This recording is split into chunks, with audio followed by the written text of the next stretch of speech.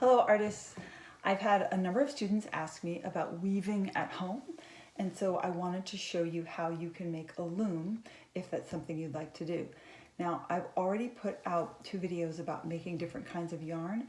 If you have some store-bought yarn, that's great. It's really easy and it's good to use. But if you don't, I put out a video on making t-shirt yarn and on how to make plastic yarn called plarn. So now let's talk about the supplies you're going to need to make a loom. You need something that's sturdy, and the best thing is corrugated cardboard. This is just a piece I cut out of an Amazon box. I also have a chipotle lid here. That's another thing that is going to be really good. And finally, if you want a more permanent loom, something a little larger, you can actually use a cardboard box. So the first loom I'm going to show you about is just a simple cardboard loom like the ones we have at school. And what you're going to do is cut out a piece of cardboard the size you want the loom to be. Now, when you're creating the warp, you have a choice.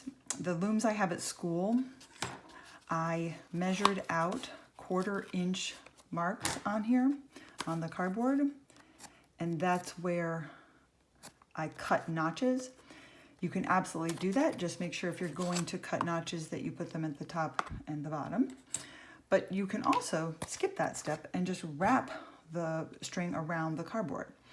If you have tape, you can tape it on the back. But if you don't, I'll show you another maneuver, which is when you start to wrap the warp around the loom, you can simply tie the end on the back to hold it in place. Oops. Try that again.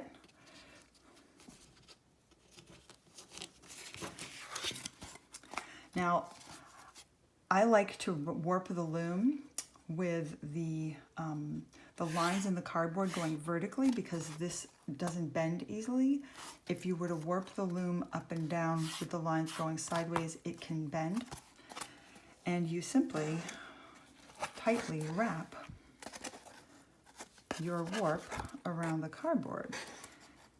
The spacing of the warp strings is going to determine how tight the weave is. So you get to decide that. And you warp as many warp strings as you would like. And when you're done, you can do the same thing you did before, which is you can tape this down or you can tie it to a string on the back. I'll do this. And that's it. Simple as that. These do need to be put on pretty firmly, but if they're too tight, you're going to have a hard time getting the yarn in and out. But this loom is ready to go. You take your yarn and you can start weaving just like that. The next one is I took a tray from my latest Chipotle kids meal, and what you can do is wrap the yarn around the Chipotle tray the same way we did with the cardboard, which is to tape it or tie it to the back,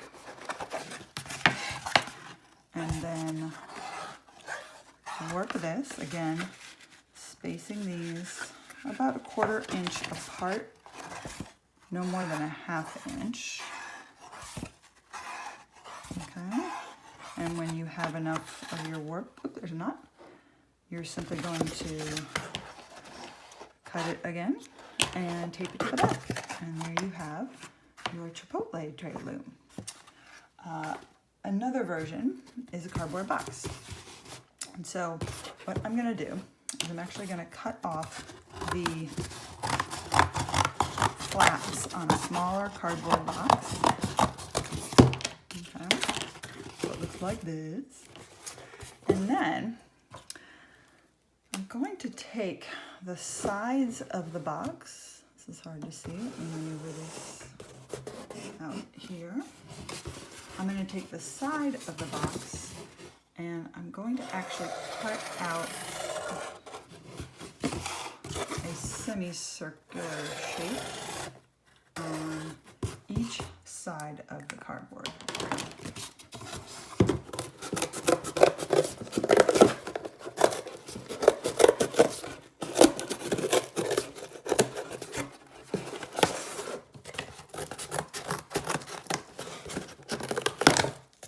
Like that.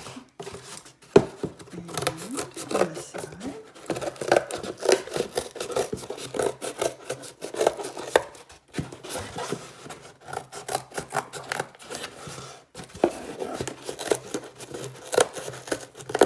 There. And the last piece is, if you're doing this larger size loom, you are going to want to cut out slots to put the yarn in, because you will not be wrapping the warp all the way around the loom. So on each side of your loom, you will measure out. In this case, I did 1/2 inch ones because this is larger, but I'm going to measure 1/2 inch marks across the loom. And using my scissors, simply make small cuts.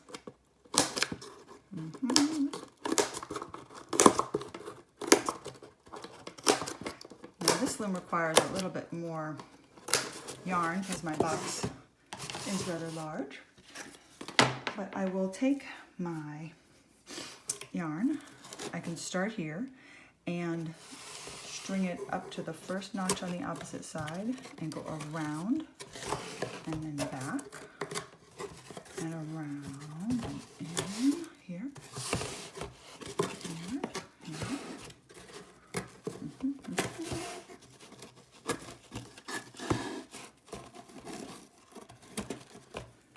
Alright, and you keep going, and when you get to the end, if you again have some tape you can tape it down with, that will be helpful. You don't want the warp to get loose as you're weaving. So this style of loom allows you to weave a little sort of easier because there's space under it. For those of you who are interested in doing the cardboard box loom, you may want to try creating something called a shuttle to help hold the weft strings. It can make it easier to go through the warp strings, and the way it works is it simply holds your weft string and you use it like you would the weaving needle that we have in the classroom, except most of us don't have weaving needles at home. So you put the shuttle through, release more yarn, and weave back through. And the advantage is you can create a bunch of shuttles with all different colors of yarn on them, so it makes your weaving go a little faster. So let's talk about how to make the shuttle. So what you're going to need is a piece of corrugated cardboard, and you're going to cut a strip of cardboard that is the width of your warp. You want it to be that way so that you don't have to pick the shuttle out in the middle and then put it back in.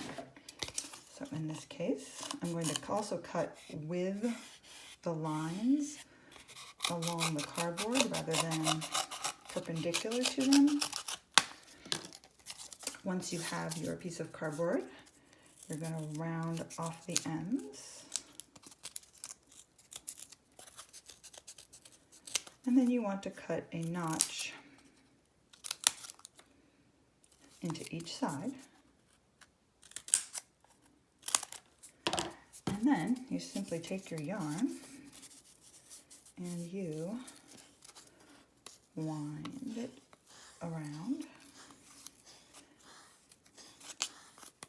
like so. And there you have your shuttle.